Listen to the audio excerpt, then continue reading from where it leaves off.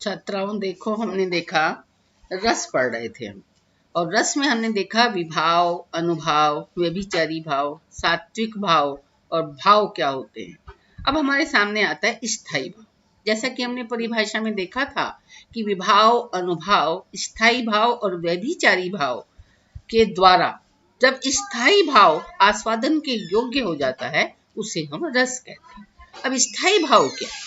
सबसे पहले तो ये समझना है, जैसे स्थायी भाव इसके नाम से पता चल रहा है, अर्थात ये स्थायी रूप में मनुष्य के हृदय में रहता है। स्थायी भाव संस्कारवश जन्म के साथ ही मनुष्य के हृदय में सब रसों के स्थायी भाव रहते हैं। जैसी परिस्थिति, जैसा विभाव, अनुभाव और व्यभिचारी भाव सामने उपस्थित होते हैं, वह स्थायी भाव अभिव्यक्त होता है। जैसे उदाहरण के लिए अगर हम देखते हैं कि मान लीजिए हम घर से निकले, बाहर हमने देखा कि सामने एक एक्सीडेंट हुआ पड़ा है, किसी को हम खून से लथपथ देख रहे हैं, तो हमारे हृदय में एकदम ये शोक का भाव, जो स्थायी भाव शोक हमारे हृदय में था, वो वहां पर एक्सीडेंट को देखकर, खून देखकर, उन परिस्थितियों को देखकर वो बाहर आ जाता है और हम करुण रस में आच्छादित हो जाते हैं। उसे कहते हैं स्थायी भाव। अर्थात मनुष्य के हृदय में यदि कहीं श्रृंगार की अवस्था होती है, नायक नायिका उनका मिलन हो रहा है, तो हमारे हृदय में जो रति स्थायी भाव था वो अभिव्यक्त हो जाता है। इस प्रकार सभी रसों के स्थायी भाव वासना रूप में जन्म से मनुष्य के हृदय में रहते हैं। अब ये स्थायी भाव हैं क्या? इनके हम लक्षण देखते हैं कि विरुद्धेर अविरुद्धेर वा भावेर विच्छिद्यते न यः आत्मा भावम नयत्यन्यान सा स्थायी लवणाकरा। कि विरुद्ध या अविरुद्ध भावों से विच्छिद्यते न यः, जो विच्छिन्न नहीं होते, चाहे कहीं सुख है, दुख है, विरुद्ध भाव आ रहे हैं, चाहे अविरुद्ध भाव आ रहे हैं, लेकिन ये मनुष्य के हृदय से नहीं निकलेंगे। स्थायी भाव हमेशा रहेंगे। आत्मा भावम नयत्यन्यान सा स्थायी लवणाकरा, और ये दूसरे भावों को अपने ही रूप में परिणत कर लेता है। ऐसे भावों को स्थायी भाव कहते हैं, जो किसी भी भाव से विच्छिन्न नहीं होते और दूसरे भावों को अपने अंदर समावेशित कर लेते हैं, परिणत कर लेते हैं। जैसे लवणाकरा, जैसे नमक, पानी में नमक, समुद्र में नमक रहता है, उसके समान इनको बताया गया।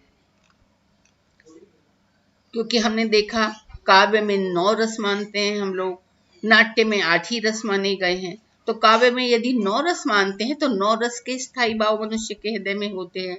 लेकिन यहाँ क्योंकि हम नाट्य शास्त्र पढ़ रहे हैं, तो यहाँ पर रति, उत्साह, जुगुप्सा, क्रोधो, हासः, स्मयो, भयम, शोकः सममपि केचित् प्राहु पुष्टिर्नाट्येषु नैतस्य। अब वो कहते हैं रति, उत्साह, जुगुप्सा, क्रोध, हास, विस्मय, भय और शोक। अब वो कहते हैं सम अपि, सम को भी कुछ लोगों ने स्थायी भाव कहा है, लेकिन इसकी पुष्टि नाट्य में नहीं होती। तो इस प्रकार रति आदि 8 ही स्थायी भाव नाट्य में माने गए हैं, सम को स्थायी भाव नहीं माना गया। लेकिन कोई कोई सम को भी स्थायी भाव शांत रस का मानता है।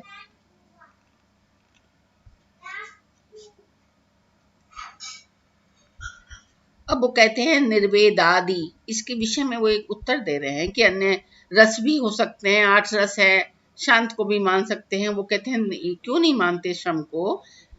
निर्वेद आदि तद रूपता स्थायी स्वदते कथम वैश्यायैव तत्पुं वस्ते नाष्टो स्थायी नो मतः।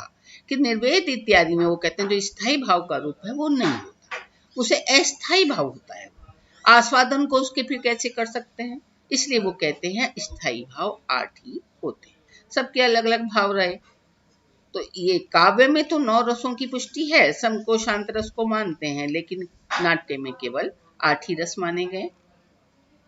इस प्रकार स्थायी भाव 8 ही नाट्य में स्वीकार किए।